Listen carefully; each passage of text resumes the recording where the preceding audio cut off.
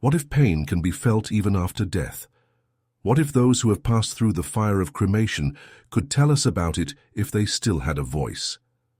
The answer to this question was given by a man whose words were trusted in America more than the testimony of scientists: Edgar Cayce. The most documented psychic of the 20th century. He was called the Sleeping Prophet, and not only ordinary Americans, but also scientists, doctors, and politicians eagerly read the transcripts of his revelations. And in one of his most mysterious revelations, he told the world about something that even today people are not supposed to say aloud. But before we get to the answer itself, it is important to ask ourselves, why does cremation cause so much fear and controversy? Why, even in our progressive century, do most people fear burning the bodies of their loved ones, let alone their own, after death? Fear of pain, fear of the unknown, fear that the soul will not be able to escape from the flames as easily as from the grave. It was exactly this question that brought a grieving mother who had lost her son to Edgar Cayce. And it was then that Cayce gave an answer that shocked not only the woman, but also his own stenographer. This case went down in history under the number 57564. According to Cayce, the consciousness of a dying person does not leave instantly. There exists what is called a borderline period. This is not a matter of minutes or hours. Sometimes this period lasts 3 days, sometimes whole weeks. The soul remains near the body, even if the body is already engulfed in flames. And at that moment it is capable of being aware of what is happening, but not in the way we understand pain in the body. Edgar Cayce claimed, "After death, the soul feels everything as if through the blurry glass of a dream. The fire that destroys flesh does not cause it suffering in the usual sense we understand, but confusion, anxiety, and lack of understanding, yes, those are real, and this state depends directly on how soon after death cremation is performed. Have you already thought about how many souls were burned too early? How many people did not have time to realize they had died?" Cayce spoke of the so-called twilight land, a space where the soul has not yet decided to move on, where it still clings to the remnants of the physical. This moment is especially vivid in cases of sudden death, and if the body is taken to the fire too early, the soul may experience confusion, not pain but deep inner bewilderment. One of his most famous examples concerned a man from Norfolk who died in a car accident in 1936. His family insisted on urgent cremation. His wife then suffered for a long time from disturbing dreams in which her husband called out to her, stretched his hand from the darkness, but could not reach her. In Cayce's reading, it was clearly stated, his soul had not had time to let go of the body. It was burned before it had realized its new state. Sounds strange, even frightening? But this is just the beginning. What follows will contradict everything you might have heard before about life and death. Cayce insisted. Fire acts on the soul like an energetic catalyst. It helps those who are ready to leave, but it hinders those who have not yet let go of the earthly. It is like an accelerator on the way upward, but if you do not know where to go, it simply throws you into the void. Now you are surely wondering, how can you understand when the soul is ready? Cayce gave the answer to this in another of his readings.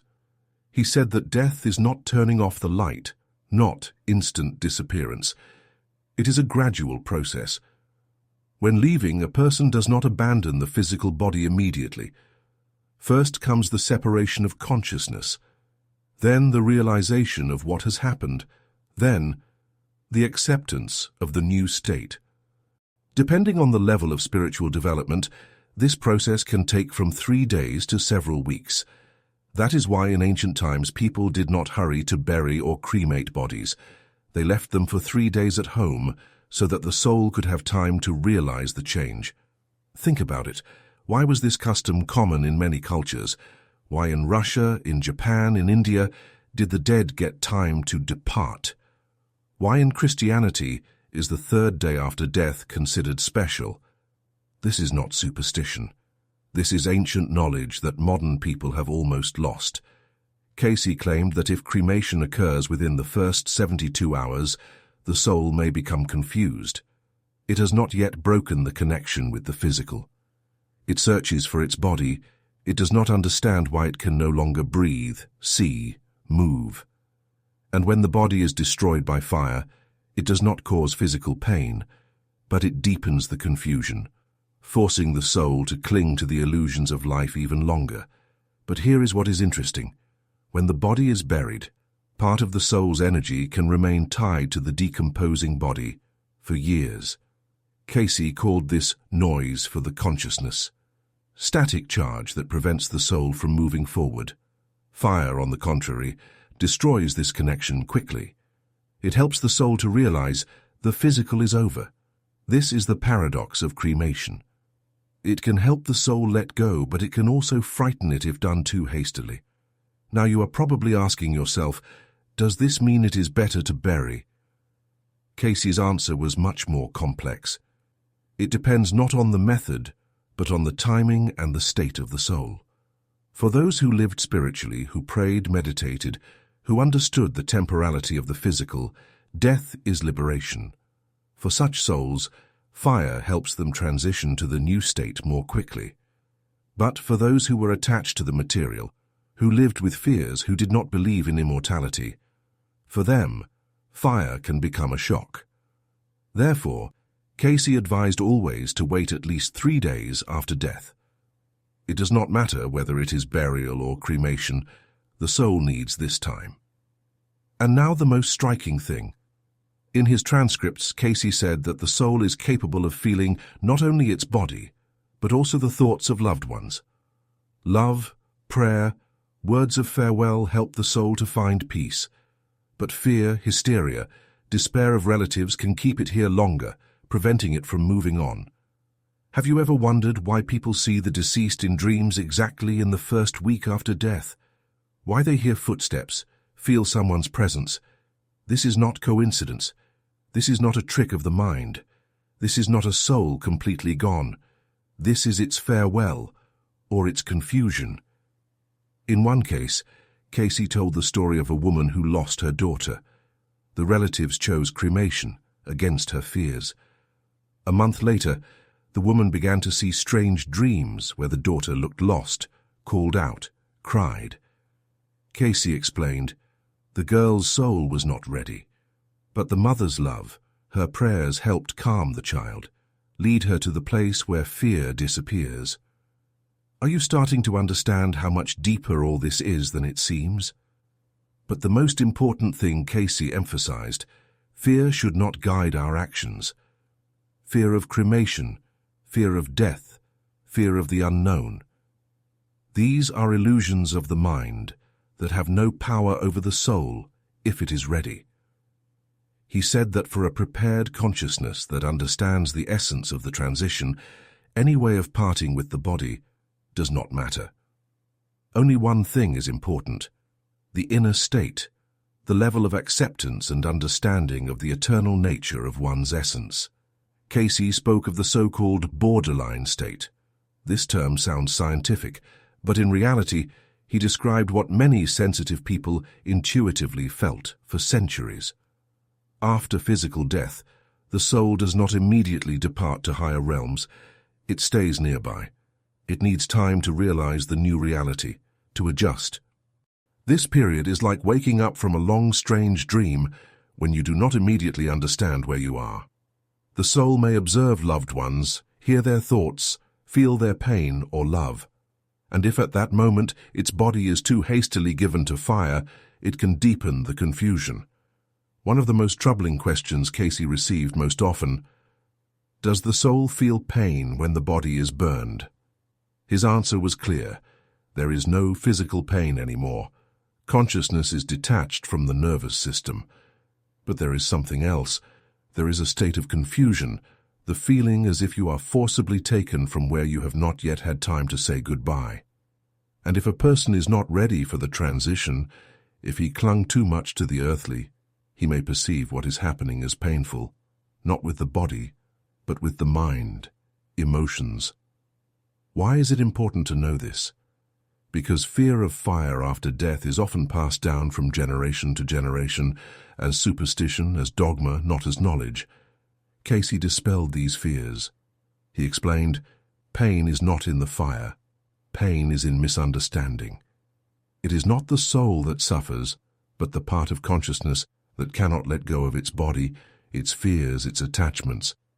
In his notes, he often mentioned the so-called lost souls. These are those who could not accept the transition, those who got stuck between worlds because they clung too much to the material, to the body, to fear. And for such souls, it is indeed more difficult to undergo purification through fire if it happens without time for realization. Therefore, Cayce advised, pray, talk to the deceased in the first days, help them understand that they are no longer tied to the body. He also warned, even weeks after death, the soul can feel your love. And this love is not just an emotion, it is an energetic thread that helps the soul let go of the earthly, say goodbye, move on. Love is a bridge, and fear is chains. Think about how much meaning there is in this. We fear fire, we fear pain, we fear losing those we love. But the truth is different. We lose nothing. The soul leaves but remains nearby as long as needed, and its path depends not on fire, but on how we let it go with our hearts. Cayce emphasized, the essence of death is not in the body, not in fire, not in the earth. The essence of death is in the transition of consciousness. It is consciousness that determines how a person experiences this moment. And if the soul is not ready, if it is full of fears, attachments, unspoken words, it will linger at the threshold. That is why cases when people see strange dreams after cremation, feel a presence, hear footsteps or voices, are not uncommon. The soul is looking for confirmation that it was heard, that it was understood, that it is loved. It may all sound mystical. But Cayce did not just speak, he gave examples. In his archives, there are dozens of stories of people whose loved ones appeared to them after death, sometimes immediately after cremation.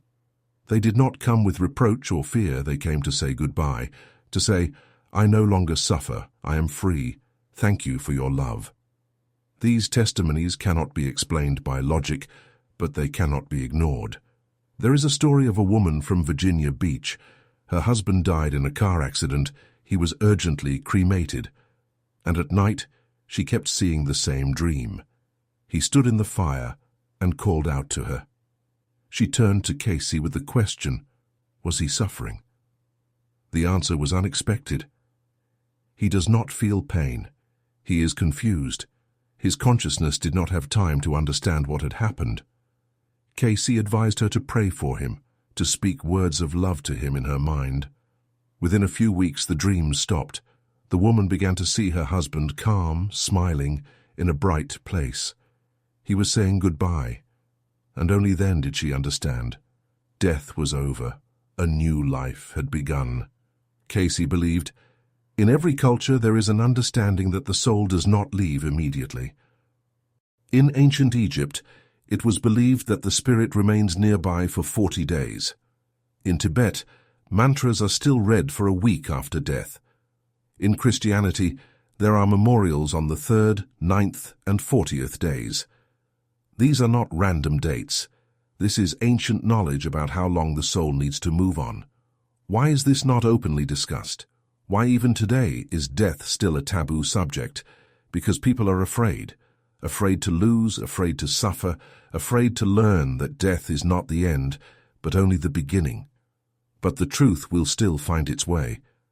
And the sooner we stop being afraid, the easier it will be for us to live. And the easier it will be for our loved ones to leave. Cayce said, no one dies alone. Even if at the last moment there are no relatives nearby, the soul is met. Sometimes these are relatives who left earlier, sometimes beings of light, sometimes one's own angels. But no one leaves into emptiness, and no one is left without love. Does this not ease the fear? Does this not give hope? But the main question remains, What about pain? Does the spirit feel anything while its body is being burned? Can consciousness, which we are so used to associating with flesh, somehow suffer because of what is happening to the body? Cayce answered directly, no. The soul does not experience physical pain, but it can experience something else: confusion, disorientation, misunderstanding. Imagine, a person lived, breathed, felt, and suddenly in one moment found themselves on the other side. For some, this is joy and liberation. For others, shock, especially if death was sudden, especially if the person did not believe in the afterlife, did not prepare, did not think of the soul as an eternal entity. Then their consciousness clings to everything left behind, including the body. In such moments, Cayce said, the soul seems frozen between worlds. That is why time is important. That is why intention is important. Cayce insisted, if possible, give the body peace for at least 3 days. Allow the soul to calmly understand its journey here is over. Allow it to say goodbye to loved ones, hear words of love, receive support, and only after that release the body to fire. It will be easier. For the soul and for the living. Many will say, this is nonsense, there is nothing after death. But look at the number of people who feel their departed ones nearby. Hear them, see them in dreams, feel their touch. This cannot be, some will say, and others will say, we know, we have experienced it. In Cayce's archives, hundreds of such testimonies. People said that after the death of loved ones, they began to smell the perfumes they loved, heard the creak of familiar footsteps, saw their silhouettes in doorways. These are not fantasies, these are signs. These are attempts to say, I am near, I hear you, I still exist. Cayce believed that such meetings are given not by chance. They help to accept the loss, help to understand that death is not a rupture, but a transition. That connection does not break. That love is stronger than the boundary between worlds. But what about those who are afraid, who are not ready? Cayce said, fear makes departure harder. Fear pulls the soul back, prevents it from moving on. Therefore it is important to speak to those who are dying. Speak calmly, with love. Say, you are awaited. You do not need to be afraid. You will not disappear. You will simply become different. Cayce claimed that in the first hours and days after death, a person can hear the thoughts of the living. Thoughts specifically, not words. The soul becomes sensitive to the vibrations of emotions, to the state of those who loved it. That is why weeping and despair can pull it back, preventing it from moving toward the light. But calmness, kind memories, warm words give the soul the strength to move on, to accept its new reality. But what if the body is immediately sent to the fire while the soul has not yet realized it has died? Then it may feel confusion, not pain, not fear, but precisely a sense of being lost. In his records, Cayce told of a case when a woman asked him, is it true that her husband, after his sudden death and quick cremation, felt suffering? Cayce replied, no pain, but there was a feeling as if he had been deprived of the chance to understand what had happened. The soul does not immediately get used to a new form of being.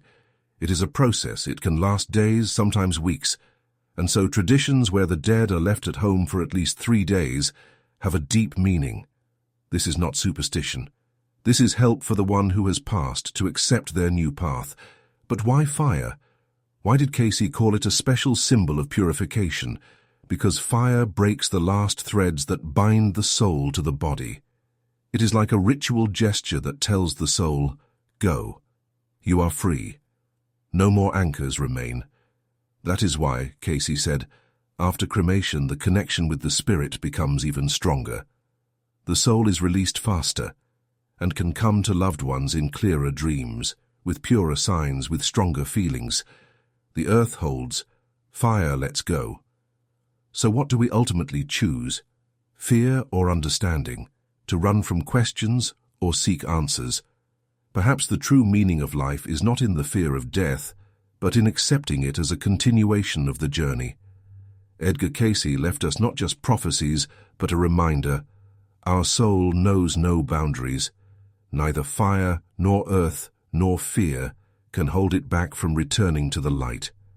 And if one night you feel someone's light presence nearby, if in the silence it seems as though someone invisibly laid a hand on your shoulder, do not be afraid. It is not darkness and not pain. It is a sign, a reminder, that none of us leaves forever. Just look up and think. There, beyond the visible, you are still loved and awaited. But do we have the right to decide for others how to send them on this final journey? And have you ever wondered why some souls come in dreams months later, while others disappear without a trace right after death? The answer may lie in how we treat the body, in what state we ourselves are in, and how well we know how to let go. Cayce said that the connection between worlds does not rest on rituals or ceremonies. It rests on feelings. And if a person leaves for the other world with love, with understanding, with acceptance, their path will be easy. But if tears, cries, fear, panic hold them, then the soul finds it harder to leave the earthly behind. That is why in different cultures there are farewell traditions, so different at first glance, but identical in essence, to help the soul let go. Somewhere prayers are read, somewhere songs are sung, somewhere the body is left open for 3 days. All this is not for the dead, but for the living, to calm their hearts, to say the last, "Thank you, forgive me, I love you," to let the soul know it is remembered, it is released with love without fear, and fear, here it is, the main enemy. Cayce insisted, people fear not death, but the unknown, and that is why conversations like ours today are so important. They do not give ready-made answers, but they help ask the right question, and a question is already half the way to the truth.